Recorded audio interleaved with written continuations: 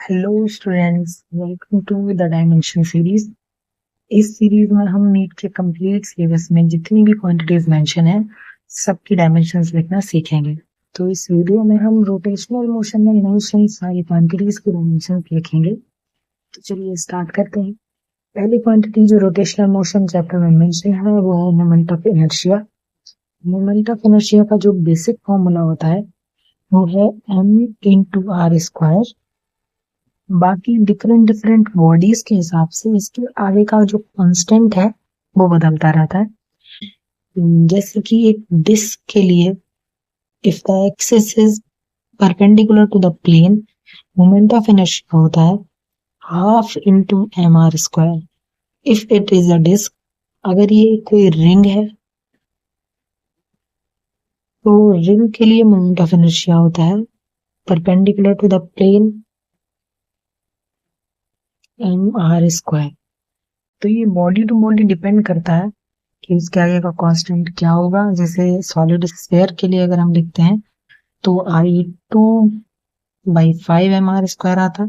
Body to body depend करता है कि मोमेंट ऑफ इनर्शिया का जो कांस्टेंट है वो क्या होगा। जैसे यहाँ पर हाफ है, यहाँ पर 1 और यहाँ पर 2/5। लेकिन उसका जो बेसिक फॉर्मूला है दैट इज कांस्टेंट तो एक प्योर नंबर है, तो इससे तो कोई डायमेंशन आनी नहीं है। तो dimensionally moment of inertia mr² के बराबर होता है। ठीक है, तो अगर हम डायमेंशन लिखेंगे मोमेंट ऑफ इनर्शिया की तो यहाँ से आ जाएगा m/r is the distance of mass from the axis of rotation. Okay, तो ये डिस्टेंस हो गई यहाँ पर m/l का square. Dimension of I is nl²।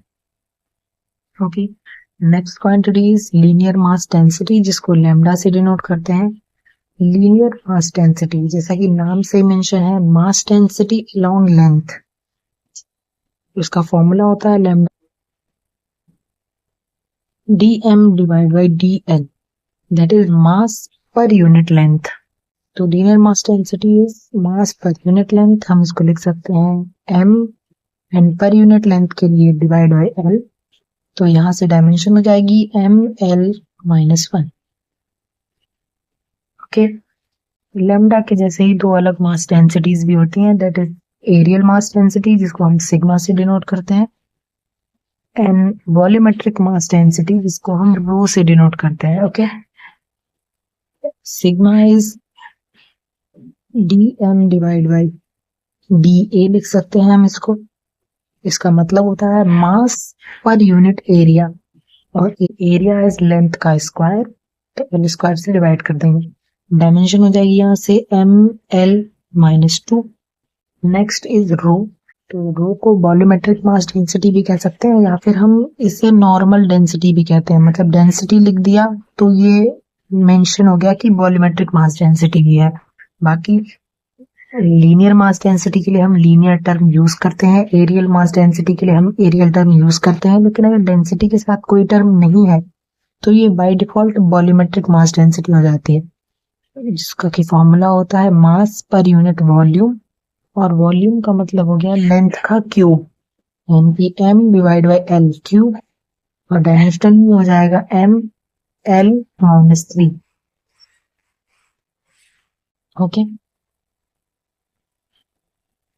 Next quantity is radius of gyration, जिसको कि हम k से डिनोट करते हैं। तो k क्या रिप्रेजेंट करता है?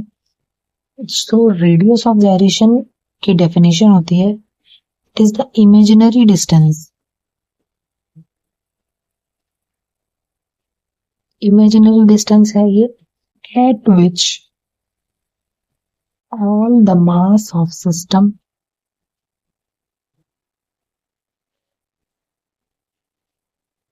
can be placed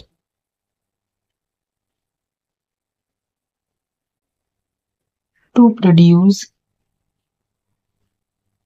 same moment of inertia।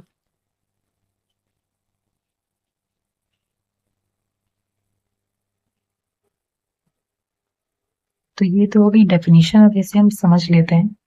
इसके represents a imaginary distance at which all the mass of the system can be placed to produce same moment of inertia। यानी कि इसको हम एक एग्जांपल से समझते हैं। अगर हमारे पास कोई सिस्टम है जिसका कोई पर्टिकुलर मोमेंट ऑफ इनर्शिया है, ठीक है, उस पूरे सिस्टम के मास को हमें एक इमेजिनरी डिस्टेंस पर रखना है और कंडीशन ये है कि same moment of inertia produce होना चाहिए जो पहले सिस्टम का था, और इमेजिनरी डिस्टेंस पर उसका पूरा मास रखने के बाद उन दोनों कंडीशंस का मोमेंट ऑफ इनर्शिया सेम होना चाहिए। ओके, कंडीशन समझ आ गई। अब इसको एक एग्जांपल समझ लेते हैं। लेट्स अज्यूम हमारे पास कोई डिस्क है,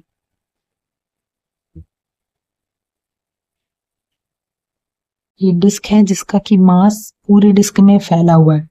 ओके, एम मास की डिस्क है और आर हम इसकी रेडियस ले लेते हैं, और डिस्क है तो इसका पूरा मास सेंटर से लेके पेरिफेरी तक इक्वली डिस्ट्रीब्यूटेड होगा। ओके, और इसका मोमेंट ऑफ इनर्शिया हम लिख लेते हैं I1, that is M R square by 2। ये फॉर्मूले हमें याद करने होते हैं, इसका प्रूफ हमारे सिलेबस में नहीं है। ओके, तो डिस्क का moment of inertia perpendicular to the plane M R square by 2 होता है। ओके, अब हमें करना क्या है कि इस पूरे सिस्टम के मास को एक इमेजिनरी डिस्टेंस पर रखना है। तो let's say axis of rotation से हम के एक दूरी अज्यूम कर लेते हैं, के इज द डिस्टेंस, और यहाँ पर हम ये कंप्लीट मास रख देते हैं। पूरी डिस्क का मास हमने यहाँ रख दिया है। ओके, तो eight which it is placed. Okay, condition क्या है कि I2 का जो मोमेंट ऑफ इनर्शिया आएगा वो मोमेंट ऑफ इनर्शिया बराबर होना चाहिए सिस्टम 1 के, यानी कि I1 के। ओके, तो अगर ये एक पार्टिकल है तो पार्टिकल का moment of inertia m into R square लिखते हैं। Okay, where r is the distance of the particle from the axis of rotation। Okay, तो यहाँ पर हमने उस डिस्टेंस को k से डिनोट किया है, तो हम k से डिनोट कर लेते हैं। ओके, किसी भी पार्टिकल का मोमेंट ऑफ इनर्शिया हम कैसे लिखते हैं? Mass of the particle into distance of the particle from axis of the rotation. ठीक है, तो यहाँ से I2 का जो मोमेंट ऑफ इनर्शिया हो जाएगा दैट इज एम के स्क्वायर।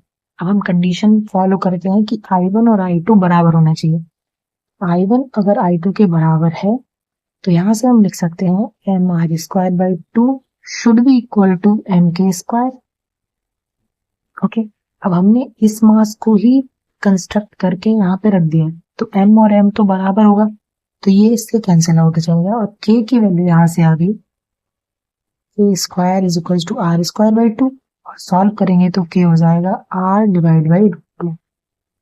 ठीक है, अब ये जो k आया है ये हमें क्या बता रहा है कि अगर कोई डिस्क है जिसका moment of inertia M R square by 2 होगा, ठीक है, अगर हम उसके पूरे मास को एक्सिस ऑफ रोटेशन से r बाई 2 डिस्टेंस पर इकट्ठा करके रख देते हैं तो इन दोनों सिस्टम का मोमेंट ऑफ इनर्शिया सेम होगा। यानी कि यहाँ से हमें पता चलता है r by 2 is that imaginary distance जहां पर हमें पूरे सिस्टम का मास रखना है अगर हम दोनों कंडीशंस का मोमेंट ऑफ इनर्शिया सेम करना चाहते हैं तो। ओके, क्लियर है? आपको समझ आया कि रेडियस ऑफ gyration क्या होता है? Radius of gyration is imaginary distance जहां पे हमें पूरे सिस्टम का मास रखना होता है ताकि हम दोनों कंडीशंस का मोमेंट ऑफ इनर्शिया सेम निकाल पाए। तो ये तो हो गई numerical approach moment of inertia को समझने की। अब हम इसे डायमेंशनली सॉल्व कर लेते हैं।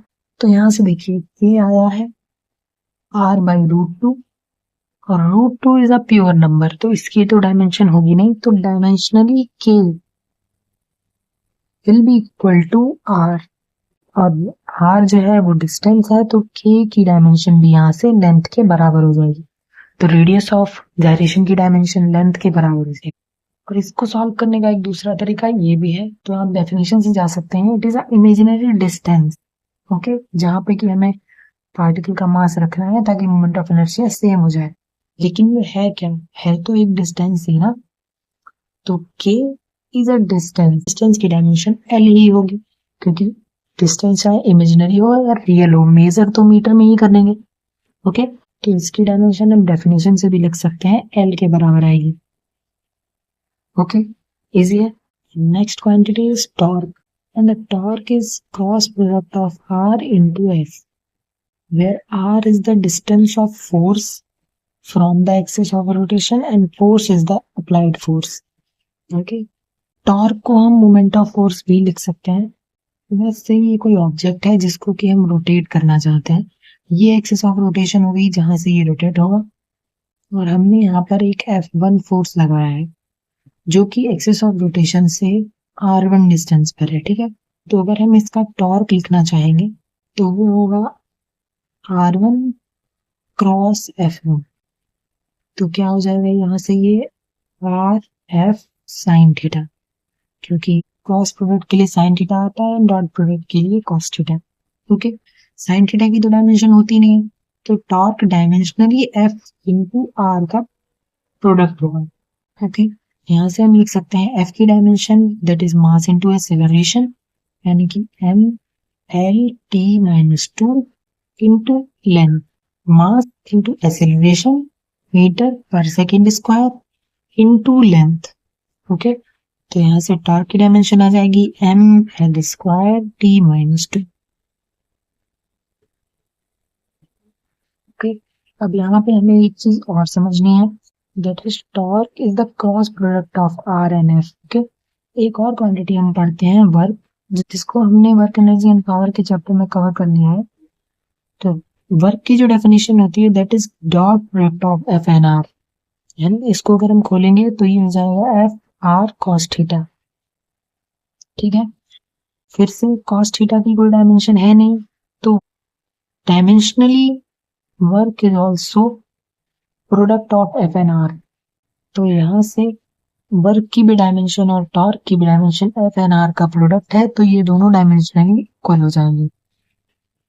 तो इसकी भी डायमेंशन आएगी M L square T minus two. तो यहाँ से हम सकते हैं कि dimensionally work and torque are equal, and हम पहले भी पढ़ चुके हैं कि डायमेंशनली वर्क और एनर्जी भी इक्वल होते हैं। तो यहाँ से work and torque and energy all three are dimensionally equal. Okay, तो वर्क टॉर्क और एनर्जी तीनों की डायमेंशन सेम होगी, that is M L square T minus to. Next quantity is mechanical advantage. So अगर आपने इसको पढ़ रखा है तो आपको पता होगा मैकेनिकल एडवांटेज की जो वैल्यू होती है दैट इज ग्रेटर देन 1। अब हमने यहाँ पर 1 लिखा है, 1 मीटर या 1 केजी नहीं लिखा, तो 1 is here pure number, and principle of homogeneity के अकॉर्डिंग द क्वांटिटीज जिनकी डायमेंशन सेम होती है उनको ही हम प्लस माइनस या कंपेयर कर सकते हैं। Okay, and comparison is less than और मोर देन और इक्वल टू। ओके, तो प्रिंसिपल ऑफ होमोजेनिटी से अगर कोई क्वांटिटी प्योर नंबर से कंपेयर की जाती है तो इसका मतलब हो गया कि उस क्वांटिटी की भी डायमेंशन प्योर नंबर के बराबर होगी। ओके, और प्योर नंबर की डायमेंशन होती नहीं है, तो dimensionally mechanical advantage is dimensionless. तो इसको हम लिख सकते हैं M zero M zero T zero. Okay, अब ये तो हो गया उन बच्चों के लिए जिन्हें पता है या जिन्होंने पढ़ा है कि मैकेनिकल एडवांटेज की वैल्यू ग्रेटर देन 1 होती है। जिन्होंने नहीं पढ़ा उनके लिए है कि mechanical advantage is the ratio of the forces. Okay, ratio of the forces. अब सेम क्वांटिटी का रेशियो है, तो ये फोर्स से फोर्स कैंसिल हो जाएगा और ये हो जाएगा M L zero M zero L zero T zero. तो ये हो जाएगा डायमेंशनलेस, यानी M zero L zero T zero. Okay, ये तो होगी डेफिनेशन। अगर आपने मैकेनिकल एडवांटेज नहीं पढ़ा है तो मैं ऐसे ही समझा देती हूँ, अदरवाइज आप रोटेशनल मोशन के चैप्टर में इसे डिटेल में अपने टीचर से पढ़ेंगे ही। हम समझ लेते हैं कि ये कोई रॉड है जिसको हमने लेट से पॉइंट ए से हिंज किया हुआ है। ओके, तो एक डिस्टेंस, एक एंड से इसकी दूरी है R1 एंड दूसरे एंड से इसकी दूरी है R2, और इस पर हमने फोर्स लगाया है F1 और R2 की साइड हमने फोर्स लगाया है F2। तो to keep it in a rotational equilibrium,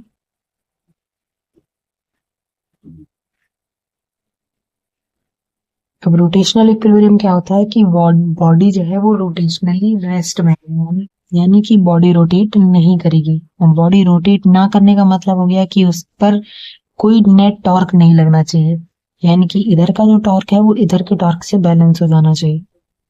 okay, तो टॉर्क लेफ्ट से टॉर्क, इधर से जो टॉर्क लगेगा that is R cross F. R इस साइड है और F2 नीचे है, तो ये क्रॉस करेंगे नीचे की तरफ, और हमारा थंब जो है वो अंदर की तरफ जा रहा है। तो ये कैसा हो गया, आर प्लस, तो ये इस डायरेक्शन में आएगा टॉर्क टू, और R1 इस साइड है एंड F1 नीचे है, तो थंब ऊपर आ रहा है, यानी कि ये इस साइड है। तो ये हो गया एंटी क्लॉकवाइज और ये हो गया क्लॉकवाइज। और रोटेशनल इक्विलिब्रियम है तो नेट टॉर्क 0 होना चाहिए, यानी कि एंटी क्लॉकवाइज जाने की टेंडेंसी बराबर होनी चाहिए क्लॉकवाइज जाने की टेंडेंसी के, यानी कि torque 1 should be equal to torque 2, और torque is R cross F या FR साइन थीटा।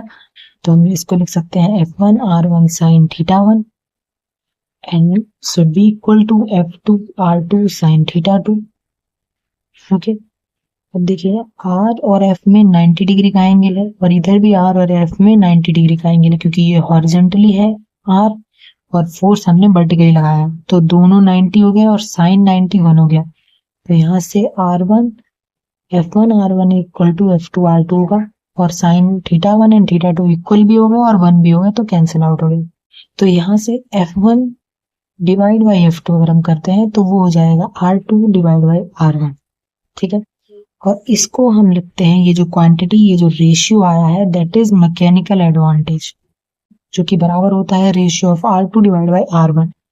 अब हम अपने फिगर से इसको देख सकते हैं कि R2 जो है, हमने ये जो लीवर लगाया है वो बीच में या बिल्कुल सेंटर में नहीं है, R1 जो है वो कम है डिस्टेंस और R2 ज्यादा है। तो since R2 is greater than R1, सो इसका जो रेशियो बनेगा वो भी ग्रेटर देन 1 बनेगा। ओके, तो यहीं से मैकेनिकल एडवांटेज की वैल्यू ग्रेटर देन 1 आती है।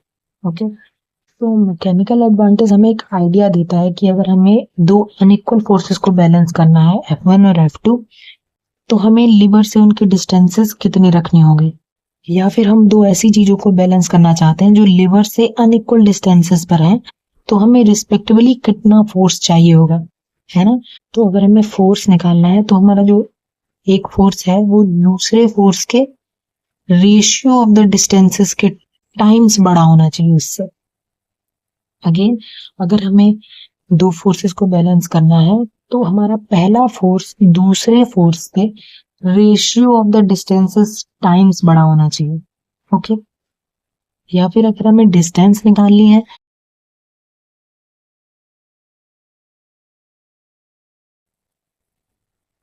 तो हमें पहली डिस्टेंस दूसरी डिस्टेंस से ratio of the forces times बड़ी रखनी होगी। तो हमें एक डिस्टेंस दूसरी डिस्टेंस से ratio of the forces times बड़ी रखनी होगी। तो मैकेनिकल एडवांटेज से हमें ये आइडिया मिलता है कि अगर हम दो अनइक्वल फोर्सेस को बैलेंस करना चाहते हैं तो हमें कितनी दूरी पर एक दूसरे से लीवर को लगाना है। तो mechanical advantage is the quantity जो कि सेम क्वांटिटीज का रेशियो है, यानी फोर्स का रेशियो या फिर डिस्टेंस का रेशियो है। सेम क्वांटिटी का रेशियो है तो ये डायमेंशनलेस क्वांटिटी होगी, यानी M0 M0 T0। क्लियर है? So mechanical advantage is dimensionless. उसके आगे रोटेशनल काइनेमेटिक्स की क्वांटिटीज मेंशन है, that is theta angular displacement, omega angular velocity, alpha is angular acceleration, and AC is centripetal acceleration, and AT transitional acceleration, and L is angular momentum. तो इन सारी quantities को मैंने circular motion के topic में cover कर लिया है। इस वीडियो के डिस्क्रिप्शन में आपको उस वीडियो की लिंक मिल जाएगी, उसमें मैंने थीटा ओमेगा अल्फा और AC AT वगैरह सबको कवर किया हुआ है। ओके, तो अगर आप इनकी डायमेंशन नहीं लिख पा रहे हैं तो आप उस वीडियो से सीख सकते हैं। इस वीडियो में हमने इन सारी क्वांटिटीज को डायमेंशनली एनालाइज किया है। अगर कोई क्वांटिटी आपको नहीं समझ आई है, जैसे कि मैंने रेडियस ऑफ जाइरेशन या मैकेनिकल एडवांटेज इस वीडियो में समझाया है, अगर नहीं समझ आया है तो हम उस पर्टिकुलर चैप्टर में चल के इन सारी क्वांटिटीज पर बहुत सारे क्वेश्चन सॉल्व करेंगे, तब आप इसको और आसानी से समझ पाएंगे। क्योंकि इस वीडियो में आपको जितनी भी चीजें समझाई हैं, अगर उसमें से कुछ नहीं समझ आया है तो आप कमेंट सेक्शन में लिख सकते हैं। और कोई क्वांटिटी रह गई हो इस चैप्टर में जिसकी डायमेंशन आप नहीं लिख पा रहे हैं, वो भी मेंशन कर सकते हैं, नेक्स्ट वीडियो में उसे कंपाइल कर लेंगे। And thank you, all the best.